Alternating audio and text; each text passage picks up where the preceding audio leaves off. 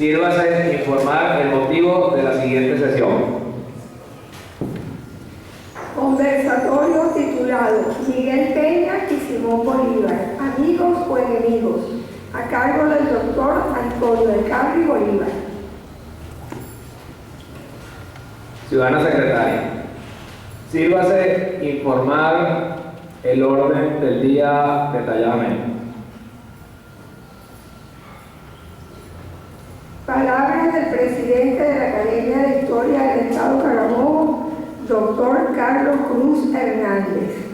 Segundo, conversatorio sobre Miguel Peña y Simón Bolívar, amigos o enemigos. Tercero, ciclo de preguntas y respuestas.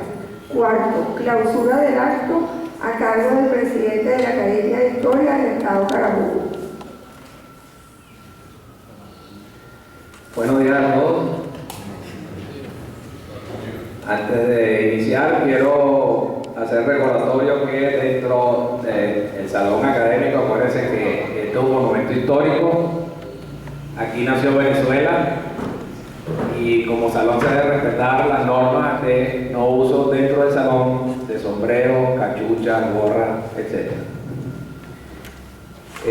Quiero darle la bienvenida a nuestro invitado especial, el doctor Antonio del Carri Bolívar.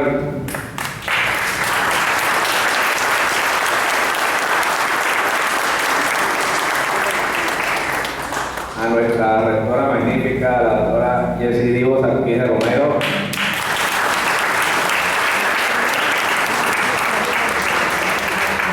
Amigo alcalde del municipio de Naguanagua, Alejandro de la Cruz.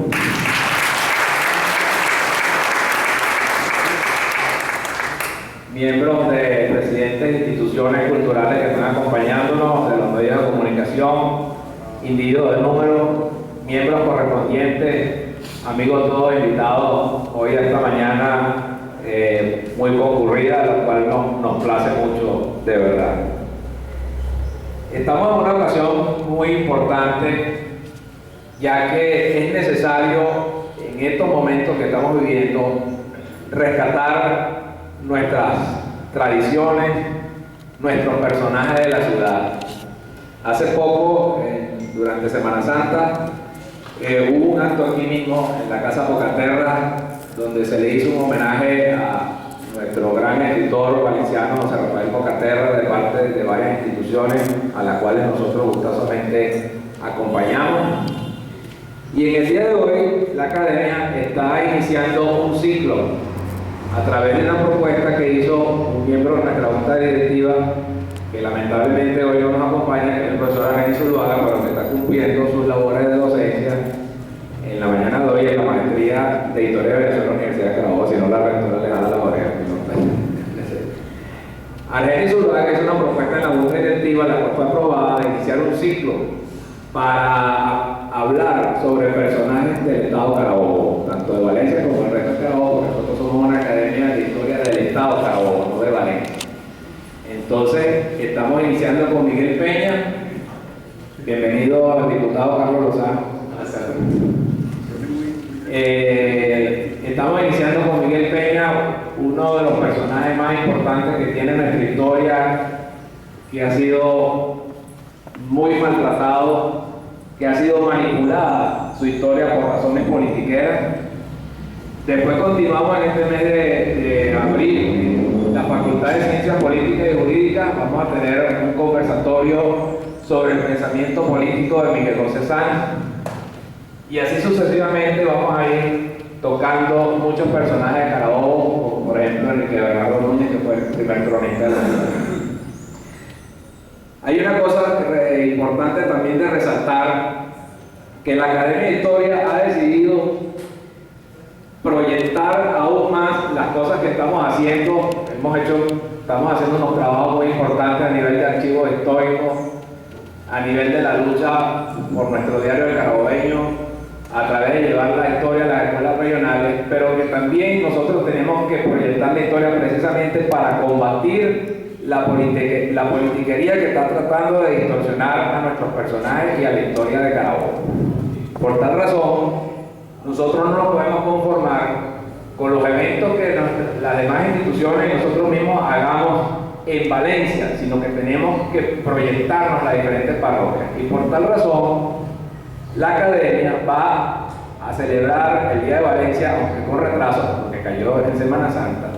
Va a ser un acto especial, ya coordinado con Funda Cultura, fundación que trabaja con la Alcaldía de Valencia, y vamos a hacer un acto especial en la Plaza Bolívar de la parroquia Miguel Peña.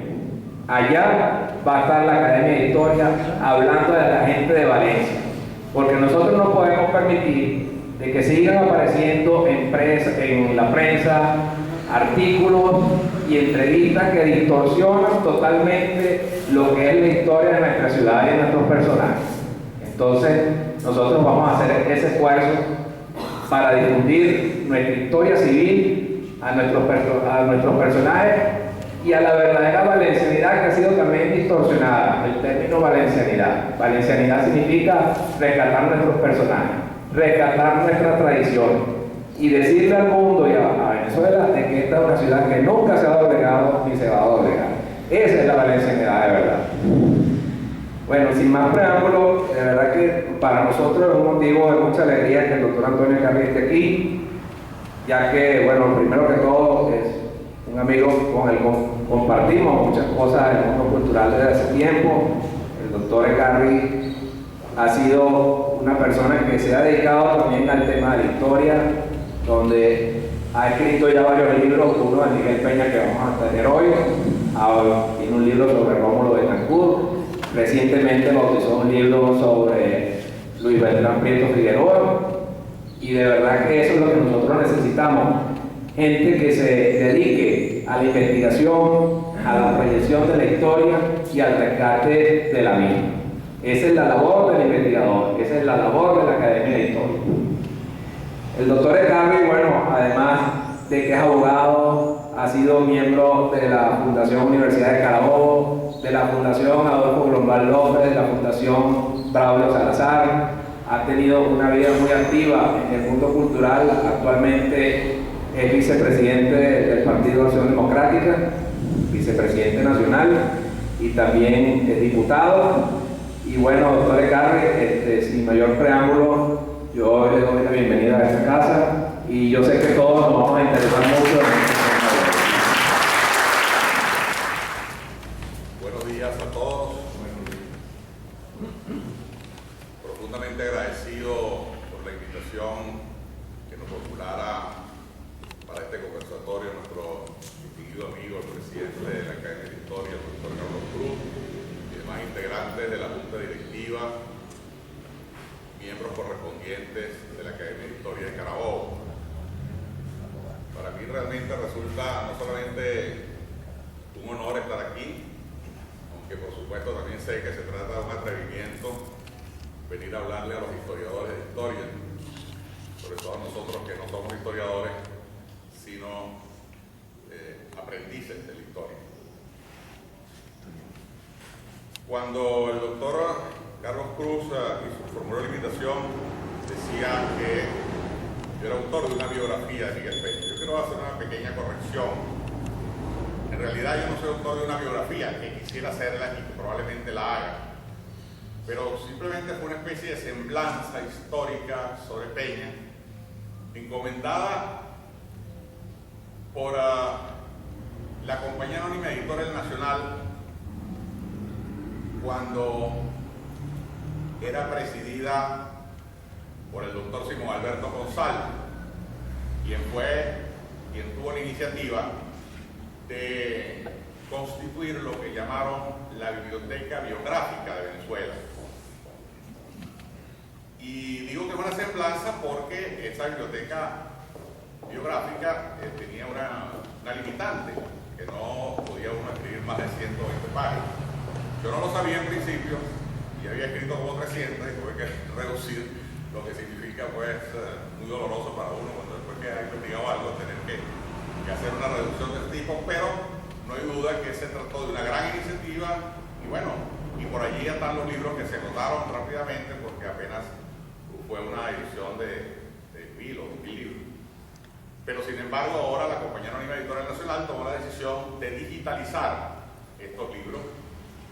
Ya los dos libros que publiqué con la editora Nacional, uno que se llama Socialdemócratas versus Comunistas, Historia de una controversia venezolana, y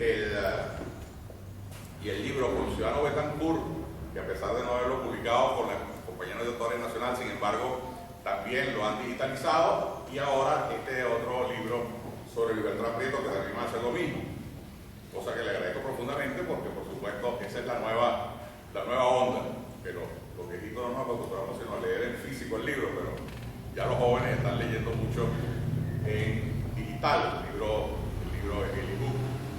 Pues bien, quiero decirles que no es propósito de esta conversación trazar una extensa biografía de Bolívar ni de Peña, porque en el tránsito vital de dos personalidades de tantas realizaciones sería más bien procedente escribir uno o varios libros sobre los hechos y vicisitudes de estos héroes de Venezuela y América. No vamos entonces a intentar una biografía de ambos, sino algunos aspectos puntuales de sus relaciones.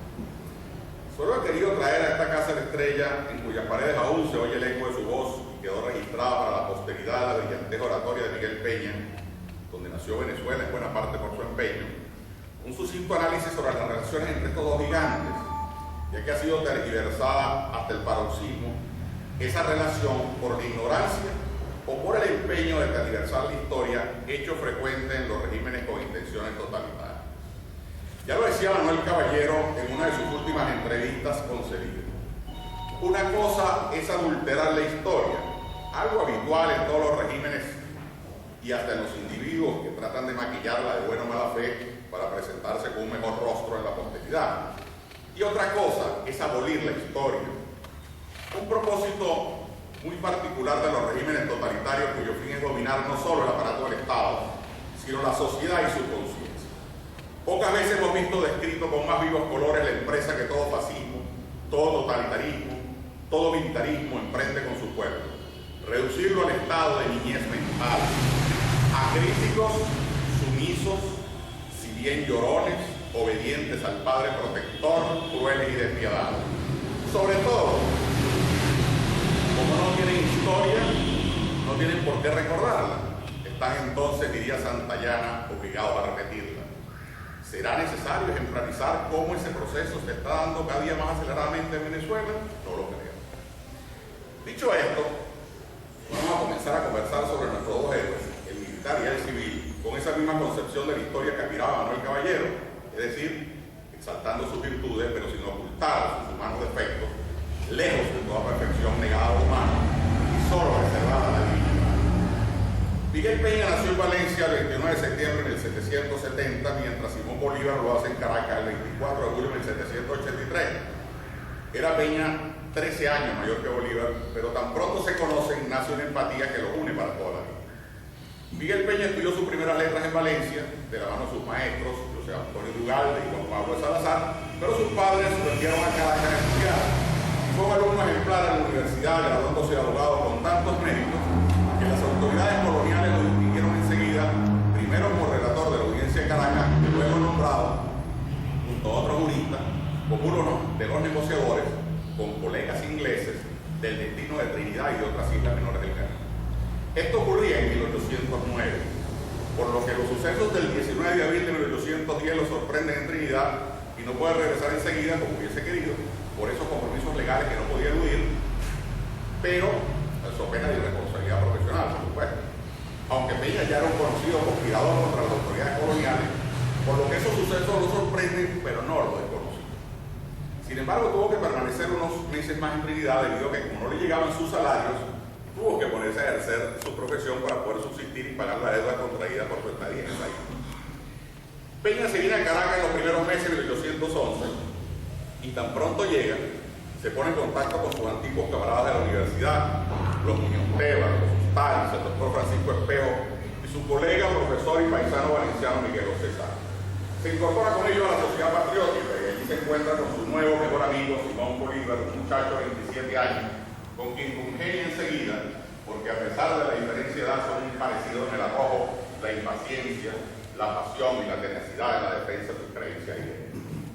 La primera manifestación del acercamiento de estos dos grandes de la historia patria fue en la preparación de la Declaración de Independencia, pues había muchas dudas entre los patriotas sobre la conveniencia de esa declaración autónoma.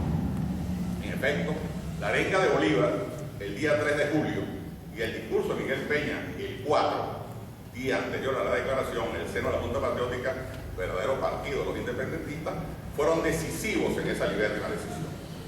Bolívar dijo, entre otras cosas, el día 3 de julio: lo que queremos es que esa unión sea efectiva y para animarnos a la gloriosa empresa de nuestra libertad, unirnos para reposar y para dormir en los brazos de la apatía. Ayer fue una mengua, hoy es una traición. Se discute en el Congreso lo que debiera estar decidido. ¿Y qué dice? Que debemos comenzar por una confederación como si todos nos estuviéramos confederados contra la tiranía extranjera. Que debemos atender a los resultados de la política de España. ¿Qué nos importa que España venda a Bonaparte sus esclavos, los que los conserve si estamos resueltos a ser libres? Que esas dudas son tristes efectos de las antiguas cadenas. Que los grandes proyectos deben prepararse en calma. 300 años de calma no bastan. La Junta Patriótica respeta como debe al Congreso de la Nación, pero el Congreso debe oír a la Junta Patriótica, centro de luces de todos los intereses revolucionarios. Pongamos sin temor la piedra fundamental de la libertad sudamericana. Vacilar es perder. Propongo que una comisión del seno de este cuerpo lleve al soberano Congreso estos sentimientos. Miguel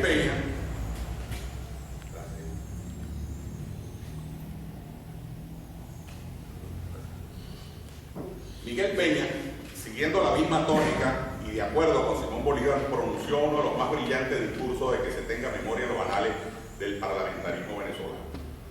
A veces da vergüenza cuando uno ve las comparaciones, los parlamentarios, de algunos parlamentarios. Allí, entre otras cosas, el día siguiente de la intervención de Bolívar, el 4 de julio, y antes de la independencia, finaliza sus palabras diciendo: convengamos pues, ciudadanos, en que la declaración de nuestra independencia es de urgente, de absoluta necesidad, que ella nos traerá los bienes, la abundancia, la paz y la tranquilidad, que a su imperiosa voz no habrá americano que no se sacrifique gustoso en defensa de su país, y en fin, que sin ella nuestra libertad es efímera, nuestra propiedad no será respetada y nuestra seguridad muy débil y precaria. Seamos independientes, publiquémoslo en el día del mundo entero, elevemos la patria al alto rango que ella exige y, si es preciso, para sostenerla muramos todos, y Venezuela, cual otra Sagunto, dará a las generaciones futuras un sublime ejemplo de constancia, de virtud y de heroísmo. Al día siguiente a este discurso se proclama la independencia de Venezuela.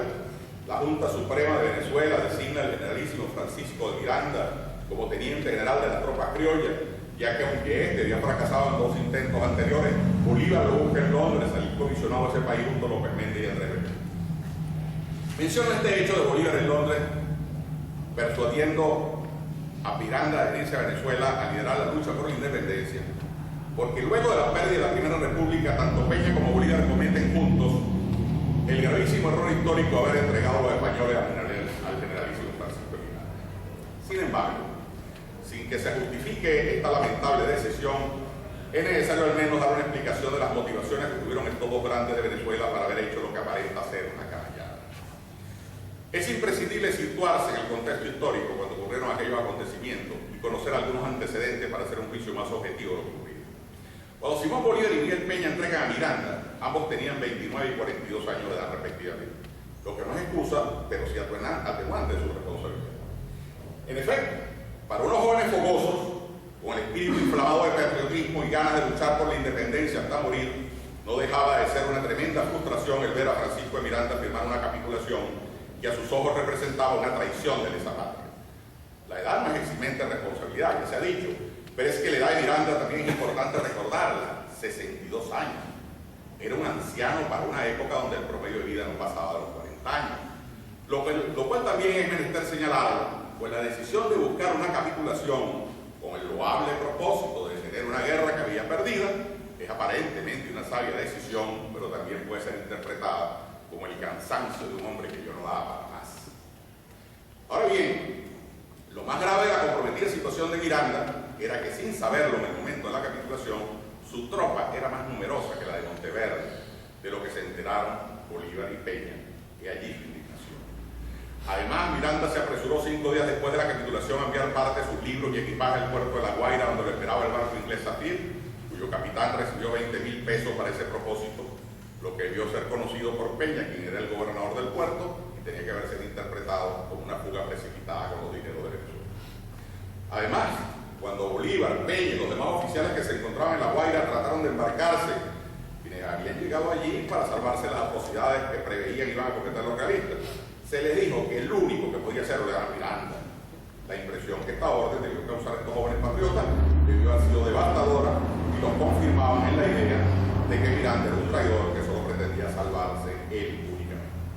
Esta es una explicación, no una justificación del grave error cometido por dos muchachos que querían dar una lección de patriotismo a un traidor que no merecía otra cosa que la muerte, y sin duda se equivocaron.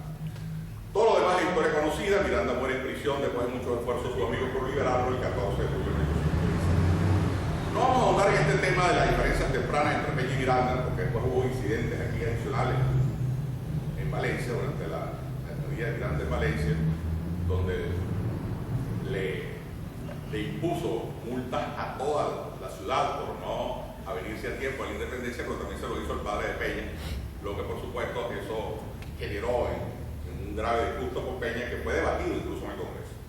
Bueno, pero queríamos adelantar el tema de la confrontación de ambos contra Miranda, para que se vea desde cuándo estaban entendidos estos dos jóvenes revolucionarios, es decir, desde los momentos mismos del comienzo de la gesta independiente.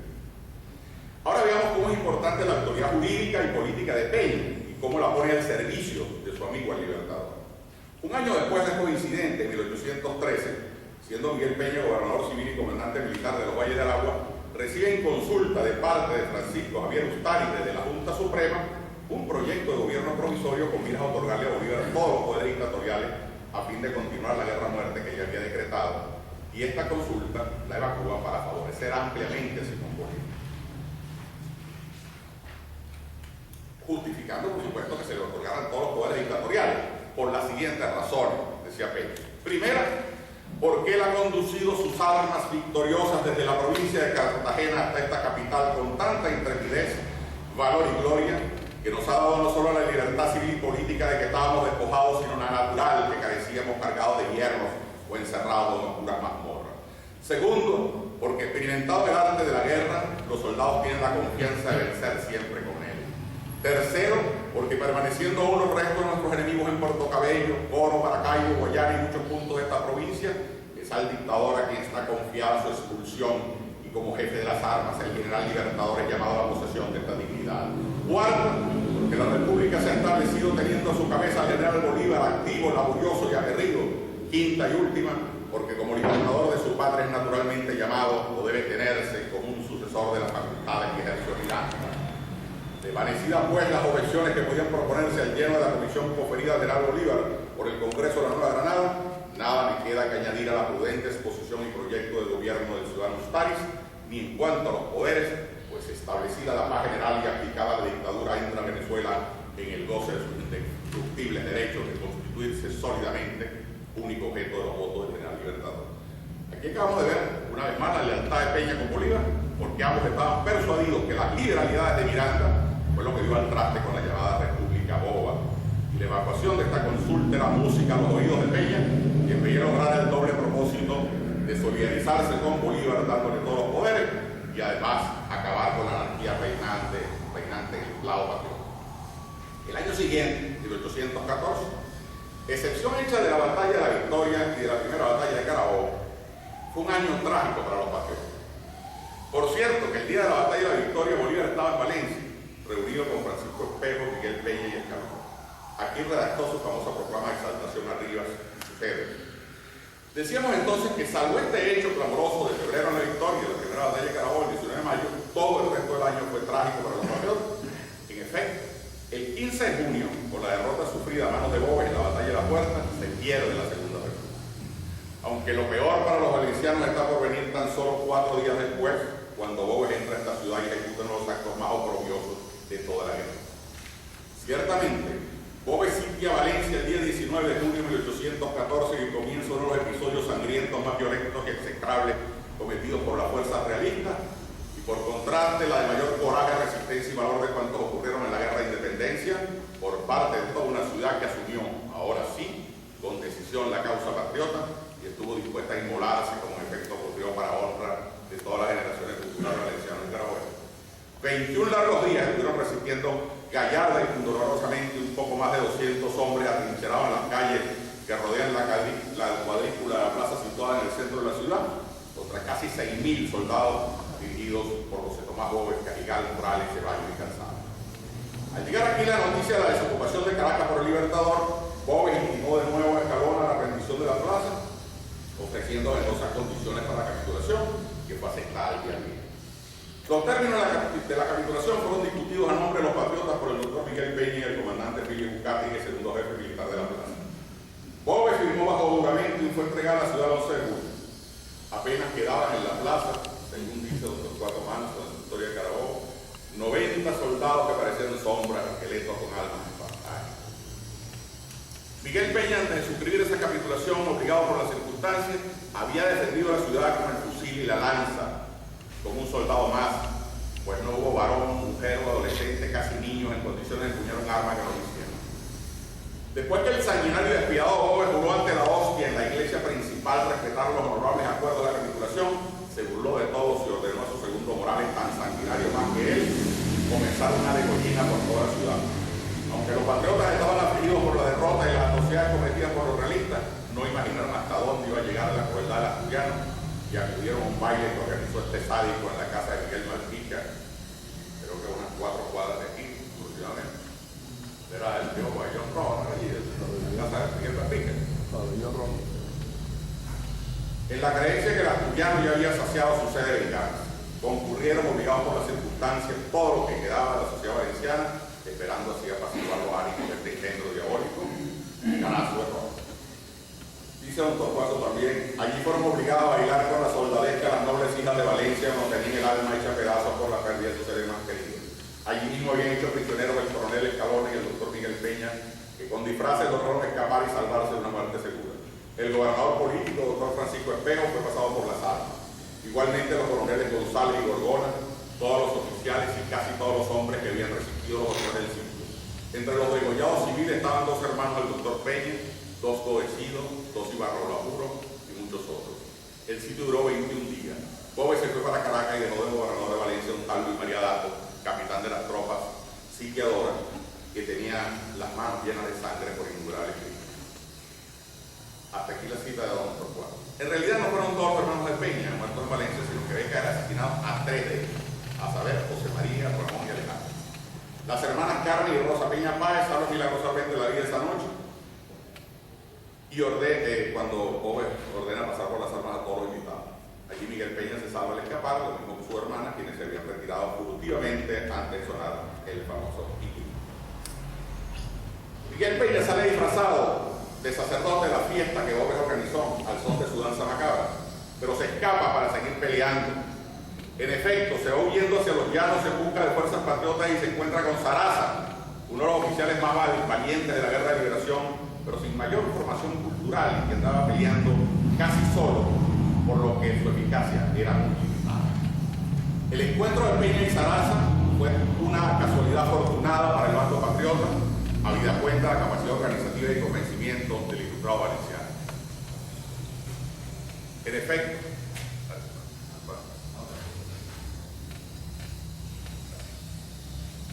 En efecto, desde que Miguel Peña sale de Valencia hasta llegar a San Diego de Cabutica, donde encuentra Zamora, ha pasado por las más inimaginables vicisitudes, desde hambre y sed hasta quedar casi desnudo por no tener suficiente vestido para cubrirse y cambiarse, pues en el largo camino iba dejando flecos lo que cargaba encima.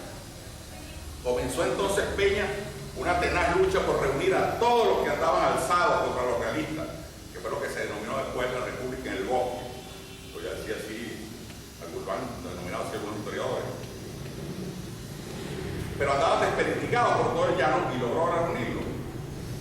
Y lo logra reunir bajo una sola voz de mando, la del entonces todavía coronel José Tadeo Monaga, y a este lo combina a reconocer a Simón Bolívar como jefe supremo. Este es un gran logro adicional de Miguel Peña, su contribución a la unificación de la tropa patriota. Peña, luego de lograr esta unificación de Zaraza y demás guerrilleros con el coronel Monaga, cree pertinente salir en busca de Bolívar para ayudarlo a rehacer el maltrecho ejército derrotado tras la pérdida de la Segunda República. Monaga le sugiere que busque al Libertador por las Antillas, donde lo supone exiliado, y Peña sale desorientado en su búsqueda, pues Bolívar ya había emprendido la expedición a Sucumares, lo cual ignoraba Peña. En ese peregrinaje por el mar de las Antillas, en busca de su amigo y jefe político y militar, Peña enferma gravemente y hace que lo trasladen en busca de seguridad a su querida y conocida isla de Trinidad, donde conserva amigos y relaciones que lo van a proteger durante un largo tiempo, hasta el año 1820, cuando regresa a Venezuela. Al regresar a Venezuela, ve con entusiasmo y esperanza la victoria de Bolívar en Boyacá y está de acuerdo, como buen estratega que siempre ha sido, en lograr un alto en el camino de la guerra, copiando esfuerzos y recursos para poder continuar la lucha con más probabilidades. En consecuencia, le parece correcto que Bolívar firme un armisticio y un acuerdo de regularización de la guerra con el español Pablo Morillo, lo cual ocurre con esa viuda en Santana de Trujillo en noviembre de ese año, 1820. Cuando Miguel Peña regresa a Venezuela, Bolívar lo está esperando para postularlo casi enseguida en 1821 como diputado del Congreso de Cuba, el que termina presidiendo después de José Ignacio de Mar. En esa condición de presidente del Congreso, firma la Constitución el 30 de agosto de 1821. Hasta ese momento, el sueño integrador de Bolívar y Peña no había sufrido mayores embates, pero a las dificultades geográficas, que no eran pocos, se le van a añadir otros hechos que más adelante relataré. En relación con la unidad latinoamericana, habría que decir que si en este siglo XXI tenemos gravísimos problemas para concretar, porque se mantienen diferencias serias para su integración, se pueden ustedes imaginar entonces las dificultades hace 2 siglos atrás. Se insiste en recordar las dificultades de todo tipo para lograr la integración de nuestro pueblo en aquella época de inmensas carencias, para dar el mentisma rotundo a la conseja generalizada que se ha convertido en matriz de opinión, según la cual la división de la Gran Colombia se debe a la ambición desmedida del general Páez y a las intrigas de Miguel Peña. Nada más alejado de la realidad, pues tanto Páez como Peña se mantienen del lado de Bolívar para enfrentar directamente a Santander, incluso después de ocurrido los incidentes en Valencia conocidos como el movimiento de la Cociata, lo que llevó a Bolívar a dictar una amnistía general que exoneraba de toda responsabilidad a Páez. Después el Congreso colombiano destituye el cargo de jefe de la provincia de Venezuela y designa Escalona para sustituirlo, y asimismo exonera a Peña del supuesto aprovechamiento de fondos públicos de lo que fue acusado justamente por Santander, su enemigo jurado, como se verá más adelante. Santander era enemigo de Páez porque no le perdonaba que hubiera reemplazado en la jefatura de las tropas patriotas en llano venezolano por sus carencias en conocimientos militares y no por las supuestas intrigas de Llanero. Y a Miguel Peña porque Santander no se olvida la afrenta de aquel cuando desobedece su decisión de fusilar al coronel Infante, desgraciado incidente que también coadyuvó a la separación entre neograneños y venezolanos. El incidente del juicio contra el coronel venezolano Leonardo Infante vale la pena relatarlo aunque sea sucintamente. El coronel Leonardo Infante era un hombre que desde niño abrazó la causa independentista, convirtiéndose en uno de los más arrojados combatientes de los llaneros de Páez, quien participó en centenares de batallas y tenía la fama de ser un hombre de poca pulga, pero no un asesino. Estando en Colombia, fue asesinado un oficial neogranadino de apellido Perdomo, con quien Infante había tenido problemas de disputa por una mujer. Nunca se supo quién había matado a Perdomo, pero sus enemigos, los Infante, creyeron que era el momento de pasarle factura y sobre todo Santander se ensañó en su contra, pues ordenó se le siguiera a juicio y condenara a muerte. Peña era presidente de la Alta Corte de Justicia donde se ventiló el proceso y como la votación del tribunal colegiado fue de empate, Peña se abstuvo de firmar la sentencia que lo condenaba a la pena máxima. Santander influyó para que Peña fuese destituido y así lograra se ejecutara la sentencia, lo que finalmente logró y el coronel Infante fue fusilado. Peña intentó abrirle juicio a los magistrados que condenaron ilegalmente a Infante, pero para su sorpresa ocurrió lo contrario. Fue a él a quien celebró un proceso por ante el Congreso. Allí, en un injundioso discurso donde relleva su condición de jurista, concluye su defensa con las más hermosas palabras que se hubiesen escuchado en aquel Congreso mayoritariamente compuesto de lavardero de Santander y enemigo del Libertador. El Senado de Colombia resolvió declarar culpable al doctor Miguel Peña de una conducta manifiestamente contraria a los deberes de su empleo y en consecuencia le condena a la suspensión de ministro de la Alta Corte de Justicia por el término de 1 año, descontándose de su sueldo el que se pague al sustituto que desempeñe la función. Esta injusta decisión traerá graves consecuencias políticas en las relaciones dentro de la Gran Colombia, lo que iba a contribuir con el resentimiento de los venezolanos a la pertinaz conducta alevosa de los colombianos. La muerte de Infante fue considerada en Venezuela como un agravio a todos los militares venezolanos que lucharon en la independencia. Mientras tanto, elevó el prestigio de Miguel Peña a las más altas consideraciones de la opinión pública venezolana Por eso consideró Peña propicio el momento de dirigirse a su amigo el libertador presidente Simón Bolívar, relatándole en 2 cartas y en apretada síntesis lo acontecido contra Infante y contra el mismo. El libertador era un hombre conocedor a fondo de las pasiones humanas, y era amigo de Miguel Peña en su primera juventud. Por esas 2 circunstancias, temía que el agravio a Peña trajera consecuencias graves para el futuro político de estas naciones, y así se lo recomienda al insensato de Santander.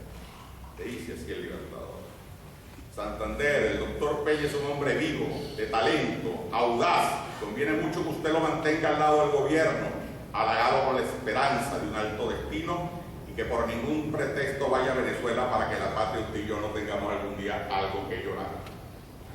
Venido Peña a Venezuela, comienza una nueva conspiración desde Bogotá para tratar ahora de enjuiciar al general Páez.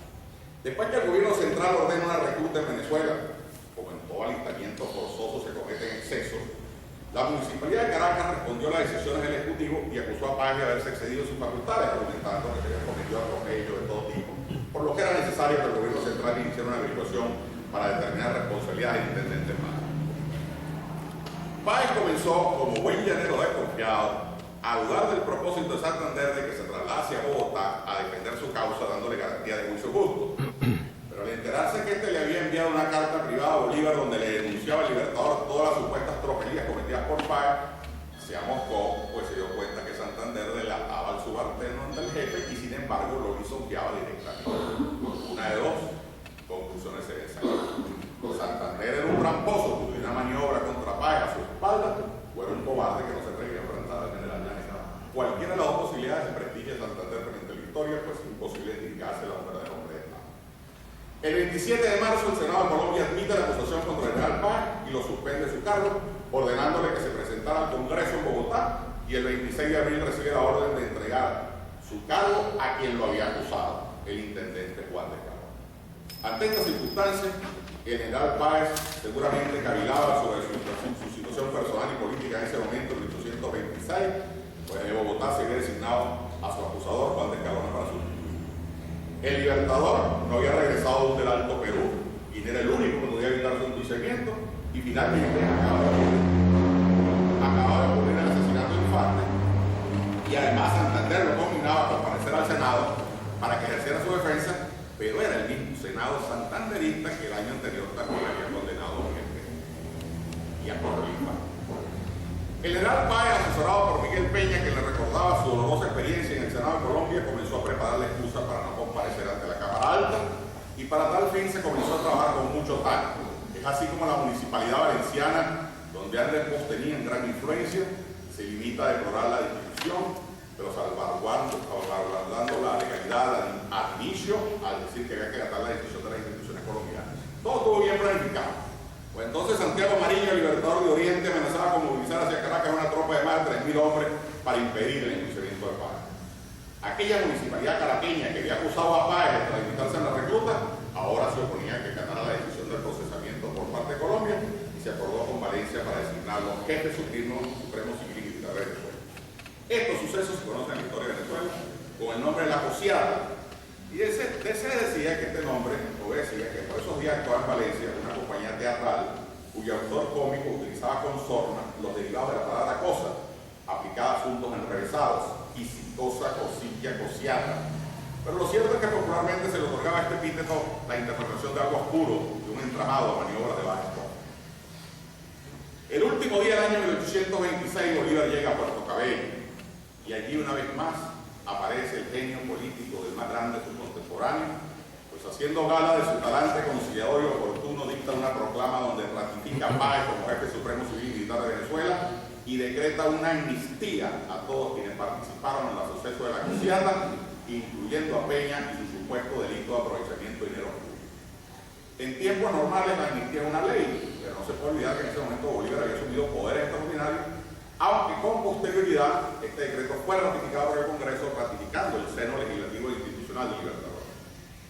El general Páez, complacidísimo con este decreto del Libertador, pide otro al día siguiente, 2 de enero de 1827, que establece: primero, publíquese por bando con la debida pompa y solemnidad el expresado decreto, que a la letra es como sigue, y redactan, copian el decreto. Segundo, desde este momento queda reconocida y será obedecida en todos su extensión la autoridad de su excelencia el Libertador en calidad de presidente de la República, y el decreto anterior será cumplido en todas sus partes. Además, Páez deja sin efecto la convención que estaba siendo convocada en Valencia y acepta la convocatoria de una gran convención que convocaría el Libertador en Caracas. Finaliza este cúmulo de encuentros y desencuentros entre estos dos grandes próceres de la independencia cuando se abrazan en la entrada de la población de Naguanagua el día 4 de enero. Bolívar le hace entrega de una espada y de dos bellísimos caballos que le trae de regalo al centauro llanero y llegan junto a Valencia a las 5 de la tarde, y el siguiente día siguen hacia Caracas, donde llegan el 10 de enero de 1827. Así lo narra el General Páez. Bolívar y yo fuimos juntos a Caracas, donde se nos recibió con marcadas muestras de entusiasmo, lo mismo que habían hecho todos los pueblos del tránsito. La entrada del Libertador a Caracas fue verdaderamente triunfal. Todos aclamaban llenos de júbilo al primogénito de la fortuna, al creador de 3 repúblicas, al genio de la guerra y de la paz, que desde el templo del sol venía armado con el oliva a dar otra vez vida a la patria. Esto lo concluye diciendo Páez en su autobiografía. Una vez que el Libertador abandona Venezuela, a donde permaneció durante 6 largos meses, llega a Bogotá el 10 de septiembre de 1827, dejando sofocado el brote divisionista venezolano, o por lo menos diferida su ejecución. Y es entonces cuando piensa en la necesidad perentoria de convocar un nuevo Congreso Constituyente que salve la integridad territorial de la Gran Colombia y que apruebe una nueva Carta Magna siguiendo el ejemplo de la boliviana, que es su obra jurídica más acabada. Hay que recordar que Bolívar, desde Caracas, le había enviado al Congreso de Colombia su renuncia a la presidencia de la República, lo que le fue rechazada en una votación de 50 votos contra 24. El rechazo a su renuncia, aunque constituyó un triunfo político al Libertador, dejó entrever el agrietamiento de las relaciones entre este y Santander, pues los 24 votos a favor de aceptar la renuncia de Bolívar era de gente cercana al vicepresidente. El Libertador, sintiéndose fortalecido, ordena la convocatoria de un Congreso Constituyente en la ciudad de Ocaña, a lo que se oponía Santander, pero al sentirse derrotado acepta el reto de asistir a la convención y se prepara a dar la batalla contra Bolívar. Se van a escoger los diputados para ese magno evento y se eligen, entre otros, aquellos enemigos irreconciliables, Santander y Miguel Peña. Bolívar auspicia la elección de Peña como diputado por Carabobo a la convención de Ocaña, porque estimaba a Peña como el mejor orador que tendría la causa bolivariana en ese congreso, y como comienzan los rumores de que van a impedir la entrada de Peña a la convención con el argumento de su inhabilitación por causa del supuesto aprovechamiento de la ganancia obtenida en el cambio de divisas de unos recursos que se le confirman a Colombia, Bolívar reacciona indignado porque sabe que lo acontecido pudo haber sido impropio pero no ilegal en la época.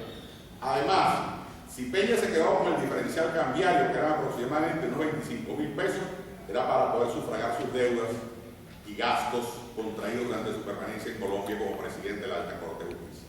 Miguel Peña había quedado tan arruinado que le envió una carta a Bolívar después de su destitución,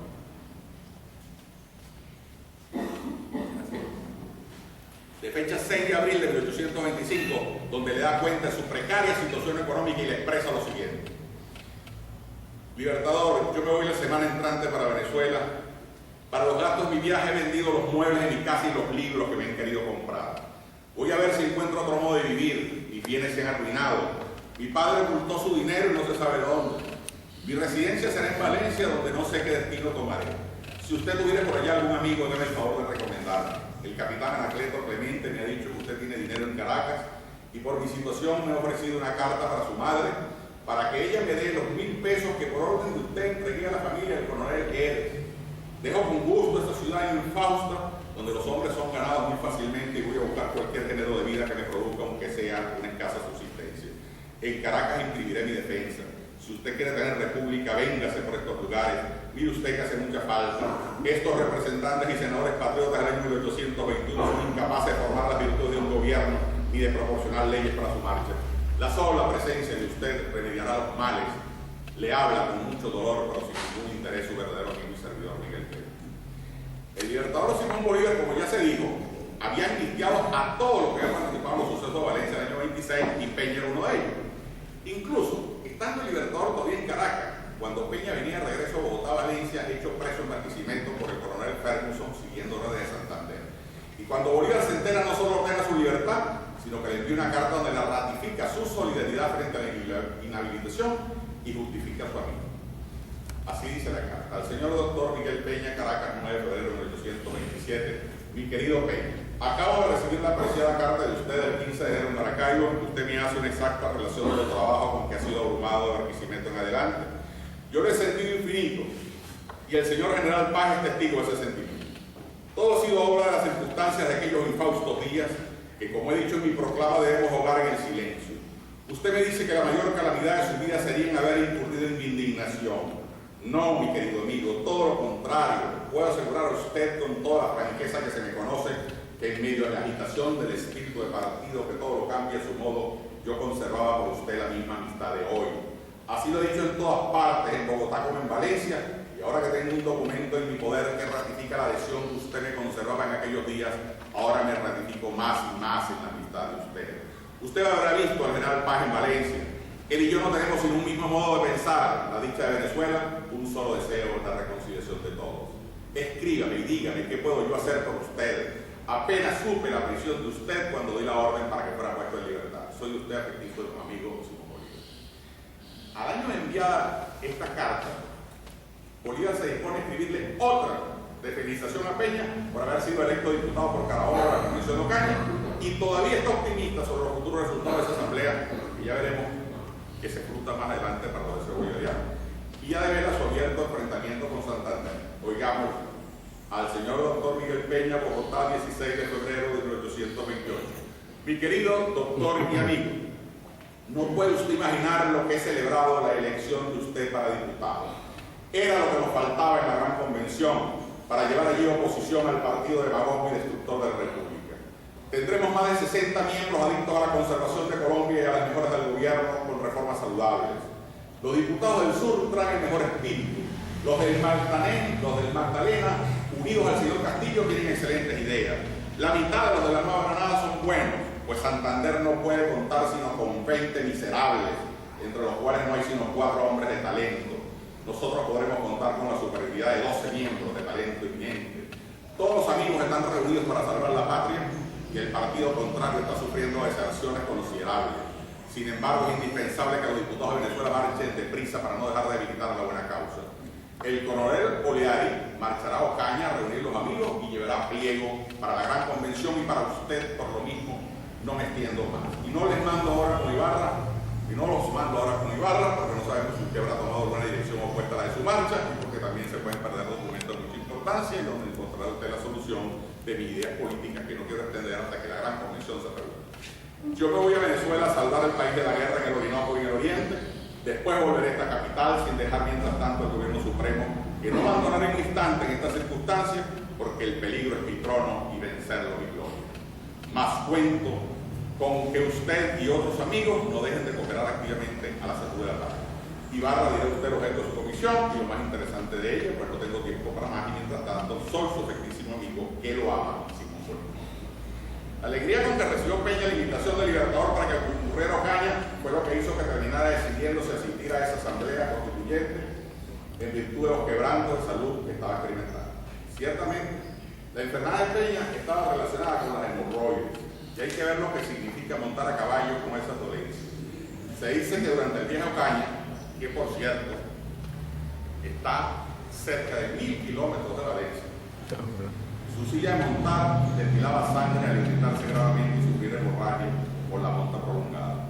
Estaba tan enfermo Peña que hizo testamento antes de salir a Valencia. La comunicación epistolar entre Peña y el Libertador no cesa, y es entonces cuando al volver a responder a Peña su carta escrita de media del 7 de marzo, Bolívar le responde el 24 del mismo mes y año, ratificándole la diferencia de fondo que mantenía con el partido de Santander en relación a la forma de Estado que había prevalecer en Colombia, pronunciándose por el central en el convencimiento que el sistema federal en aquella época solo traería la anarquía a todo el país. Bolívar le comunicaba a Peña lo siguiente: Jativa, 24 de marzo de 1828, el señor doctor Miguel Peña, mi estimado amigo. Mi decán Wilson tiene orden de presentar a usted esta carta con la expresión de mi más sincera amistad. Él informará de todo lo que quiera saber, y sobre todo el coronel Oleari de entenderse con usted y de comunicarle lo que le escriba. El espíritu nacional se muestra fuertemente adherido a los buenos principios. Las representaciones populares de todos los ángulos de la República muestran esta verdad. Bien pronto verá usted por allá un diluvio de memoriales exponiéndose a la Federación y pidiendo un gobierno firme y capaz de salvar la nave del naufragio. En Bogotá hay un buen espíritu para que los facciosos se llevaron su infección política. este departamento se halla en la mejor disposición. El sur y Venezuela están llenos de la más hermosa exaltación. Tan solo Cartagena tiene algunos espíritus díconos, bajo una ciudad no puede contrapresar una nación. Ruego usted, querido amigo, que se entienda con el coronel Oliari, con el señor Castillo y el general Briceño, a fin de que la unidad nos salve. Soy usted de todo corazón, Simón Bolívar. Bolívar se traslada a Bucaramanga para observar desde cerca el sitio intermedio entre la capital y el puerto de los acontecimientos de la convención que se celebraba en Ocaña y en la que el Libertador no quería hacer acto de presencia para que no se dijera que pretendía influir directamente en sus resultados. En Bucaramanga se entera el Libertador que Santander y su gente no permitían a Miguel Peña ingresar a la convención, argumentando su inhabilitación, de allí viene la época de las inhabilitaciones, por la estúpida acusación del cambio de divisa. A Bolívar se le puede acusar de muchas cosas, pero jamás de cómplice de corrupción. Y por conocer a Peña lo sabía merecedor del ejercicio del cargo para el cual fue electo como diputado a la convención de Ocaña. Así se expresaba Bolívar, así expresaba Bolívar su indignación por el ultraje a Miguel Peña. En Bucaramanga, 10 de abril de 1828, el doctor Miguel Peña, mi querido doctor. Mucho he sentido la indignidad que han cometido con usted sus enemigos. Estos que son los verdaderos criminales lo acusan y lo juzgan a usted. Ah, cuán parecido es este suceso al corsarito tomado por Alejandro. Ellos se han tragado a la República, ellos la han vendido y ellos la han perdido, y luego 25.000 pesos causan tanto escándalo y producen tantos males. Si remontáramos al origen de las causas que nos han reducido a esta miseria, la justicia y la gloria está por usted. El crimen y la inequidad es de ellos. Usted defendió a un héroe inocente y ellos lo mataron. He aquí la causa de las causas. Yo escribo a la gran convención, como usted verá por la copia que incluyo a Oliari. Esos señores han anulado de hecho mi amnistía y con este solo hecho los han condenado a una guerra civil. Parece que tienen en sus manos todos los resortes del mal para irlos tocando sucesivamente sin dejar uno en inacción. Ellos se ligarían con los españoles con tal de destruirnos. Yo había dicho que Cartagena era el arca de Pandora y Padilla su llave. Ya la han abierto, pues yo me he equivocado, porque la verdadera arca es Santander y su codicia la llave. Querido doctor, no se desconsuele usted, permanezca en Ocaña, aun cuando lo vuelvan a rechazar. Sus enemigos lo creen impertérrito, muéstrese tal, no abandone el campo, pues medios tenemos para defenderlo y vindicar su honor y mi autoridad ofendida por haberla puesto en duda en uno de los actos más importantes de mi vida. Quédese usted ahí, le repito, pues esos señores no pueden desoír las razones que me asisten para sostener a usted mi decreto de Venezuela. El Congreso no desaprobó mi conducta en Venezuela, y menos aún este acto que salvó el país. Por el contrario, dio plena sanción a mis providencias y decretos. Además, yo estaba autorizado para que todo lo que pudiera hacer el Congreso se hallara permitido, que son las palabras de la ley. Además, si se niega mi facultad para perdonar a usted 25.000 pesos poseídos sin transgresión de ley alguna, ¿qué facultad tendré para perdonar a los que están sentados en el Congreso por haber establecido con el general Páez un gobierno nuevo y extraño? Esto sí que es crimen, de que deben responder Echeverría y Ibarren y los demás que usted conoce. La misma desobediencia de Paz al Congreso es menor falta que el establecimiento de la Federación. ¿Y qué diré de Bustamante y su ejército y de Santander y los expoliadores del empréstito? En fin, doctor, usted debe hacer valer su derecho y mi autoridad. Y usted debe hacer cuadros comparativos ante la gran convención. Muéstrese que usted es digno representante de Carabobo y no deje usted triunfar a sus enemigos. Lo demás sería una timidez infame. Soy usted amigo y servidor Bolívar. Miguel Peña permanece unos días en Ocaña, a pesar de la negativa de los santanderinos no permitirle ejercer su diputación, pero la enfermedad lo agobia y toma la decisión de marcharse a Cartagena, donde inclina una situación más favorable de poder recorrer. Bolívar se entera de la partida de Peña y lo siente de veras, al punto de ofrecerle en compensación por el agravio injusto cometido contra él, la representación diplomática de Colombia en los Estados Unidos de Norteamérica. Así se lo dice en Bucaramanga el 29 de abril de 1828. El señor doctor Miguel Peña, mi querido doctor, mucho siento que usted haya tomado la resolución de marcharse a Cartagena, como me lo anuncian sus cartas por duplicado, que existe en mi poder, por el mal estado de su salud, contra lo cual nadie se puede resistir. Yo, como usted sabe, he pasado un mensaje a la convención sobre usted, cuya copia se le he mandado. Aún hice más, mandé a que se publicara en Bogotá para que llegue a oídos de todo el mundo para satisfacción suya. Me es verdaderamente sensible que usted quiera alejarse del país por el mal estado de su salud, porque nos priva de sus servicios a Venezuela sobre todo. Yo no sé si después habrá usted cambiado de resolución, una vez que se haya mejorado. Mas si persiste en esta idea, creo que podemos nombrarlo cónsul en los Estados Unidos. Espero que usted me contestará de Cartagena o de donde usted sea. Nada diré usted de la convención, porque todos lo sabrán al mismo tiempo que yo. Soy usted siempre afectísimo amigo Simón Bolívar. El Libertador no quiere perder a Peña, y como este no había aceptado la oferta, dice, de cónsul de los Estados Unidos, le propone reivindicar su nombre frente a las dos afrentas recibidas de Santander y su grupo, tanto en el enjuiciamiento por parte del Senado como por la inhabilitación que le hicieron soportar, designándolo nuevamente magistrado de la Alta Corte de Justicia.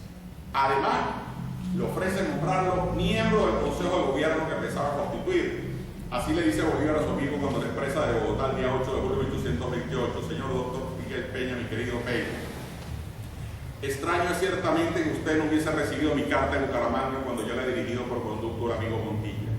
Contestaré pues a su última y larga, en que usted habla sobre nuestras cosas, de un modo que me han causado la impresión fuerte con que usted marca todo lo que dice, y en otras circunstancias me hubieran afligido una estrella. Yo llegué a esta capital el 24 del mes pasado, después de la disolución de la Gran Convención que usted debió saber en Cartagena, y después del acta del 13 en esa capital, que fue remitida inmediatamente a Caracas. Este pronunciamiento, el más espontáneo de cuantos ha producido la revolución, es imitado por entusiasmo por todos los pueblos de la Nueva Granada, y por momentos esperan los del Magdalena, que no pueden tardar. En las circunstancias en que nos encontramos, ninguna resolución podría ser más útil a la República que infaliblemente se hubiera sumido en la anarquía por una parte y devorada por los peruanos que nos acosan por todas partes, nos provocan una guerra que ya no podremos evitar, y para colmo de perfidia han invadido a Bolivia bajo el pretexto de proteger al general Sucre, que se haya venido de una conspiración tramada por los peruanos, pero que afortunadamente fue ahogada. Yo he pensado que usted debe volver a su destino en esta alta corte, con el objeto de que este paso le sirva de indemnización por el desaire que ya tan injustamente le hizo la Gran Convención, y reciba usted espléndida satisfacción, al mismo tiempo que compondrá usted el consejo que pienso nombrar para que digan sobre los decretos y leyes que daré durante esta época. Mi idea es que cada departamento tenga uno o más representantes en mi consejo. Tenga usted la bondad de saludar a los amigos, y créanme usted, doctor, su afectísimo amigo de corazón, Bolívar. Una vez disuelta la Convención de Ocaña, porque los partidarios del Libertador rompieron quórum y se marcharon frustrándola, Bolívar se erige en dictador y continúa lisonjeando a Peña y ratificándole su propuesta, la de ser miembro del Consejo de Gobierno y miembro de la Alta Corte. Es probable que la insistencia de Bolívar en nombrar a Peña cónsul de Norteamérica, magistrado y miembro del Consejo de Gobierno, era para alejarlo de Venezuela y le darle influencia de Páez, pues ya Bolívar se lo había planteado con anterioridad a Santander, la necesidad que ella de retener a Peña alejado de Venezuela en Alto Cabo. El genio político y de hombre de Estado, según Bolívar, se pone una vez más de manifiesto al darse cuenta que la crisis entre los países iba a desembocar en una división que podía ser traumática si no se dirimía utilizando mecanismos los más democráticos posibles. Así fue como dicta un decreto que es aprobado por el Consejo de Gobierno el 16 de octubre de 1829, mediante el cual exhorta a los pueblos que expresen libremente su opinión en torno a la mejor forma de gobierno que se debe adoptar en estos países. En tal virtud, Páez deja constancia del cumplimiento por parte del Departamento de Venezuela de esa consulta, y fue la manera inteligente y sagaz que utilizó Bolívar para evitar la confrontación entre Bogotá y Caracas, cuando los tambores de la guerra ya estaban sonando. Al año siguiente, en 1830, se convoca el Congreso de Valencia como consecuencia del resultado de esa consulta en esta casa. La última acción que algunos achacan a Miguel Peña para demostrar su enfrentamiento al Libertador fue la decisión tomada por el Congreso que se reunió en esta casa en 1830. Aquí vuelve Peña a ser parlamentario cuando fue elegido senador por este estado, y en tal carácter preside el Congreso. Pero lejos de asumir la actitud de otro contra el Libertador, no participa en ningún debate adhiriéndose a la fracción de verdaderos enemigos acérrimos de Bolívar. Quienes se pronuncian porque el Congreso reunido en esta casa decide la expulsión de Bolívar de toda la extensión de la Gran Colombia, son algunos personajes que también estaban enemistados con Miguel Peña, como el intrigante Ángel Quintero y los diputados carabeños José Cabrera, uniéndose en tan desestinado propósito los diputados de Caracas, Portique, Ayala y Narváez, así como el merideño Febre Cordero. En realidad, ese decreto que se pronuncia por el ostracismo del Libertador fue finalmente firmado por Peña, en su carácter de presidente del Congreso, porque era la única posibilidad que se produjera una mayoría muy sólida ante tamaña empresa que significaba la decisión de la creación de un nuevo Estado. Sin embargo, también en ese Congreso se solicita una amnistía para los conjurados del 25 de septiembre contra la vida de Bolívar, y aquí se levanta el gran orador que era Peña para oponerse a tal exabrupto, y es acompañado en ese rechazo por el doctor Vargas y termina imponiendo. En todo caso, si Miguel Peña en su carácter de presidente del Congreso se viene a firmar el decreto que exige el Ejecutivo Nacional que no entra en relaciones de ninguna especie con Bogotá mientras exista en su territorio General Bolívar, es un grave error, aunque no hubiese sido su proponente. En la vida de los seres humanos se cometen errores, pero el balance que la historia haga de Peña tiene que favorecerlo ampliamente. Sus virtudes, sus sacrificios y desvelos, su valentía y pundonor en la defensa de la independencia de los pueblos que conformaban la Gran Colombia, sus servicios como soldado, jurista, parlamentario y finalmente como ministro del Interior del nuevo régimen que va a gobernar a Venezuela desde Valencia, lanzan un manto de cartón de olvido a sus humanas equivocaciones, como ya lo había hecho Bolívar. Porque como dice el eminente historiador Patrio Augusto Mijares, hoy se pide a los biógrafos con impertinente frecuencia que deben humanizar a sus héroes, pero humanizarlos no debe ser solamente estar al acecho de sus debilidades o errores, sino también disculparlos con los mismos argumentos que son válidos para los demás hombres. Todos pretendemos que nuestros actos, si son explicables, se consideran lícitos y disculpables. ¿Por qué no buscar con el mismo criterio humano a los grandes hombres y considerar que ellos también pueden proceder por los arrebatos de confusión, cólera, temor o precipitación que hacen a todos los hombres irresponsables? Miguel Peña entonces puede ser definido, siguiendo el consejo de Mijares, como lo hizo magistralmente uno de sus más ilustres biógrafos, nada menos que el apóstol cubano José Martí, quien hizo este perfil del amigo de Bolívar. De sus adversarios muy temidos, de los valencianos muy amados, de los amigos de las cosas viejas visto como un atleta de las nuevas, dotado de áspera entereza en el carácter y de blandura sorprendente en el talento, nacido a dirigir por ingénita valía y a gobernar porque supo plegarse, grande primero, pequeño algunas veces, hábil, apasionado y elocuente siempre, murió al cabo en el crepúsculo de aquella guerra fúlgida que había de ser perpetua admiración de los humanos, aquel letrado glorioso que se había rebelado contra un trono, dando vida y muerte a una república y cercenando de sus ruinas otras. Finalmente, hay que decir que la relación epistolar entre Miguel Peña y Simón Bolívar, que puede ocupar varios volúmenes y donde no se ve un solo epíteto infamante, sino elogios mutuos y solidaridad permanente, nos debe hacer concluir entonces que entre el héroe militar más destacado de la independencia y el héroe civil más valeroso de la construcción de Venezuela, jamás existió otra cosa que una amistad sincera a prueba de balas, de intrigas y tergiversaciones históricas. Estas palabras, queridos amigos de la academia, queridos amigos de la sociedad civil valenciana, queridos amigos de la parroquia Miguel Peña, que hoy están con nosotros, no son otra cosa entonces estas palabras que la reivindicación de un valenciano de este siglo frente al mejor de los valencianos del siglo XIX. Sobre todo, para también poder reivindicarnos con otro biógrafo de Peña, el doctor Ramón Asturba, quien dijo en 1877 sobre la vida de nuestro héroe: hasta hoy no se ha hecho demostración alguna de gratitud nacional del renombrado Diego Valencia, del esforzado servidor de la independencia sudamericana. Cuánta ingratitud de los pueblos, cuánta indolencia de los valencianos. Simón Bolívar, al exonerar a Miguel Peña en cuantos agravios se le pretendieron hacer en vida, es la voz que viene a callar la cobarde insolencia que en el siglo XXI pretende difamarlo de nuevo. Honor y gloria al caraqueño Bolívar, quien nos dio libertad. Honor y gloria al valenciano Miguel Peña, quien nos dio esta patria. Señora.